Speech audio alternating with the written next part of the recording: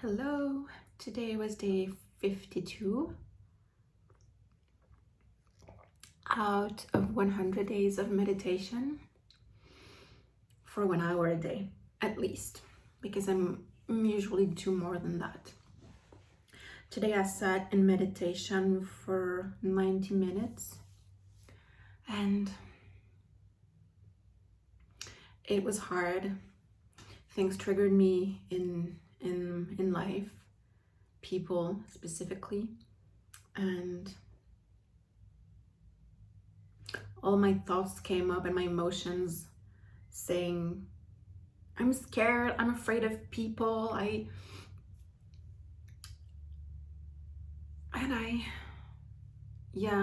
being honest about your emotions. I mean, you don't go around saying that you're afraid of people, but that is the truth. I mean, I manage it and I function with people, but deep down, the truth is I'm afraid of people. And that is normal for people who went through trauma. I love the quote or the phrase that says, trauma happens in relationship and is healed in relationship. Trauma is not that much what happened to you, but the fact that it happened in relationship with someone else, which, for example, you trusted, or so. And so my emotions came up this morning. Something triggered me a lot and yesterday, and I tried my best to stay with it. I laid in bed this morning and I felt like the fear in my body around what that person said and what I make it mean in my mind. What's that here? I don't know. My hair always looks weird. And I kept reminding to myself, like, emotions only last 90 seconds if we don't push them away or repress them or resist them. And then I was like, I'm doing my best. I'm laying here. It's been an hour and I still feel the tension. So obviously a part of me resisted the emotion, the full release of the emotion. And that's difficult too, because I want to release. I'm like, okay, let's go through that sensation, through that emotion. And yet a part of me is not ready yet, so it doesn't necessarily come up the way I want. And then I didn't sleep well last night at all, like only around 3 hours. So I thankfully fell asleep in the morning after laying in bed for an hour with those sensations. Then I woke up, ate a bit, and then I sat for my meditation, and I was as usual, overwhelmed, totally, what's the word I'm looking for? Envahi. That's overwhelmed, I guess. Attacked by my thoughts and by my fears. And I did my best to stay with that emotion. And at that time, it was not really the time, I guess, to do inquiry, like who's thinking that, who's feeling that.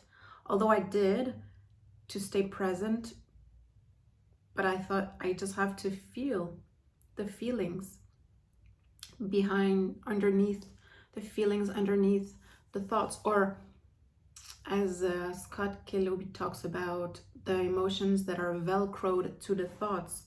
You know, some thoughts are just words or they don't trigger anything specifically, and some thoughts instantly come with strong emotions, and he calls them velcro. So that's a sign that there's something there to be worked through. So I stayed there with my thoughts screaming the whole time. And when the thoughts scream, it's hard to feel the sensation. Although I'm getting better at it, so I did stay with the sensations in the body and the emotions. And I felt like I've been doing this for months, for years. My mind always says that. And it's not working. Sitting with the emotion is not working. And then right after about an hour and 15 minutes or something, I sort of felt my body shake and tremble a bit, my hands. So I could feel that impulse to shake and that trembling. And I immediately went into, oh, this is so stereotypical, like trembling in healing sessions. That's so fake. And I judged that impulse, and that it's not an impulse, it happened on its own. But my mind was there and my ego was there. I was not in a trance. My mind was there observing me trembling and was like, oh, this is pathetic. You are so ridiculous. But yet it happened, and I know, even though I find it quite stereotypical and cliche, that it is a form of release. So I was like, I'm not going to block it. I'm not going to stop it from happening. I even quickly took out my yoga mat, which was right next to me on the floor, and I laid down, and it kept happening for, I don't know, maybe 50, I have no idea, 15 minutes, perhaps 30, no, I have no idea. And I cried a bit, and I could feel my arms tremble and my head a bit, and obviously it was not huge and theatrical like we see in like documentaries about ayahuasca, for example. It was much more subtle than that. And my mind was still very aware too, so I was not lost in that trembling. And I was still questioning, I wonder if that's going to do me any good. Is that really, I could see my ego. It was like, oh, maybe this is it. You'll be cured afterwards and healed. I could also hear the opposite. No, don't get your hopes up. This is just ridiculous bullshit. Nothing's going to come out of this. This is just, she's faking it or whatever. So I noticed all those thoughts. I let them do their thinking thing. And I kept on with my trembling. And at some point, I don't know if it ended or I just got up. And I didn't get this wow release. Like, this was magical. I feel so much lighter. It just felt normal. I didn't know what to do. I was like, okay, what do I want to do? Or what should I do? Or it was sunny, so I was like, I should go outside, but I did not specifically want to. This is recurring for me lately. I have no idea what I want. I don't want to do anything.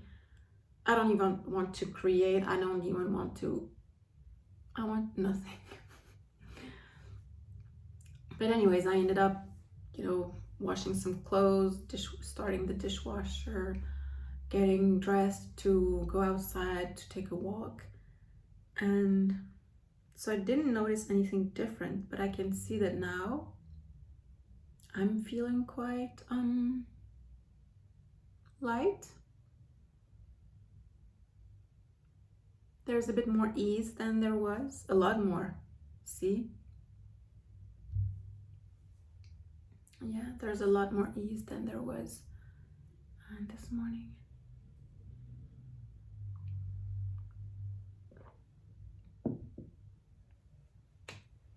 So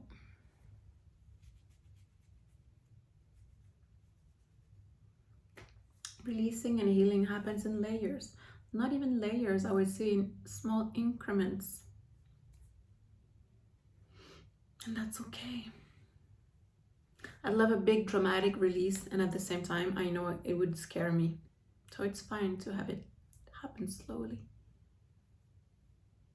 So that was my day 52 of meditation.